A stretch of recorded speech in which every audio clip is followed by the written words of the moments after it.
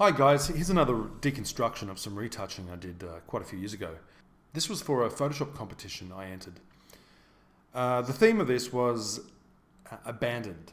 So the idea was to take a room or a space and make it look like it had been abandoned for some period of time.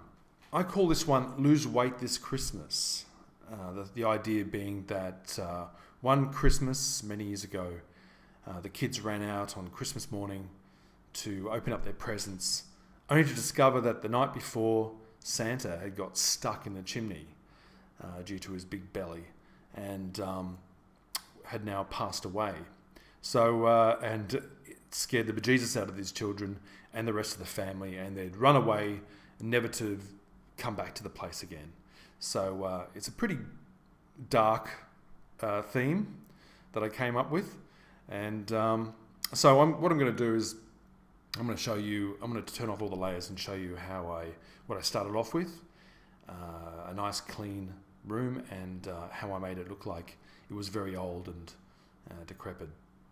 Just before I get going, I thought I'd mention that doing Photoshop competitions, which I got right into for a while, is a really good way of learning new skills and learning new Photoshop tricks. Because every competition that you enter, you want to create an effect that you've never done before. You're bound to come across something that you need to learn. It forces you to jump online and find a way of creating this effect. So the more competitions you enter, you may learn half a dozen new tricks. So if you really want to drastically increase your Photoshop knowledge, I'd highly recommend getting into Photoshop competitions. So I'll start off by, as I normally do, by switching off all the layers and showing you what I initially started off with. So here we go. I'll just switch off all the layers. And here is the original room. We can see that it's perfect. It looks like a freshly painted room with a lovely fireplace and very clean, new polished floorboards. So first of all, I needed to get rid of the contents of this of the fireplace, so I just simply blacked it out. The next thing I did was apply a peeling paint texture to the walls. So that's what I did here. I didn't have to be too careful about the masking, the fact that it was covering the floor, because I always intended to strip in some new floorboards that didn't look quite as new. And those are these right here. So I just stuck in some old wooden floorboards. Okay, so next up, I needed to adjust the color of the whole thing with hue and saturation. So I did that here, desaturated it somewhat, and just played around with the hue, the color, in order to get this sort of green and desaturated look. Next up, levels, just to really make it a bit darker, a bit more moody. Then I wanted to put some coal into the fireplace. So I took an image of some coal, and you can see I just sort of stripped that in before and after. Next up, I constructed Santa. Now all this consisted of was a pair of Santa's pants, an old boot, and a skeleton foot. Quite gruesome. Next up, I'll just pan out a little bit, the boot. So there's the other boot. So what had apparently happened, as Santa had sort of withered away, the boot had fallen off the foot and just landed sort of outside the fireplace. Next up, we've got a saucer. So here I put a saucer in, put some crumbs on there, put a bit of dust on the saucer itself. Next up, I put a stocking, which dangling over the fireplace. The stocking never got filled in the end because Santa never made it out of the fireplace.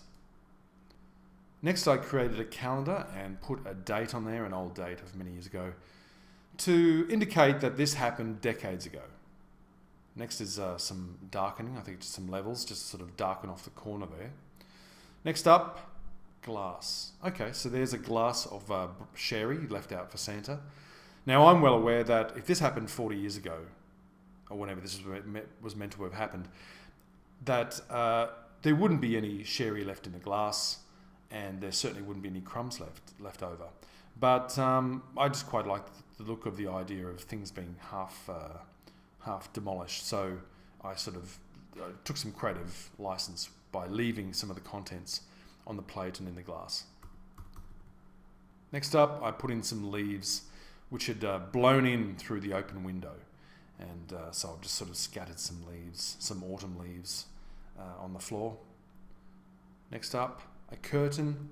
I've put in a curtain as if it's torn in places and made it look as if it had was blowing open through. There was a breeze blowing the leaves through the window. Next up, I found some really cool Photoshop brushes of some spider webs, realistic spider webs.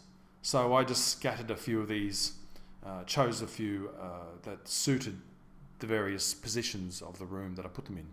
So if we zoom in on these, they're really beautifully realistic spider webs, and that are covering the fireplace, dangling off the boot, attaching different parts from the glass to the fireplace. And next up, we have a little mouse. So I put a little mouse in there. Mouse is eating the leftover crumbs.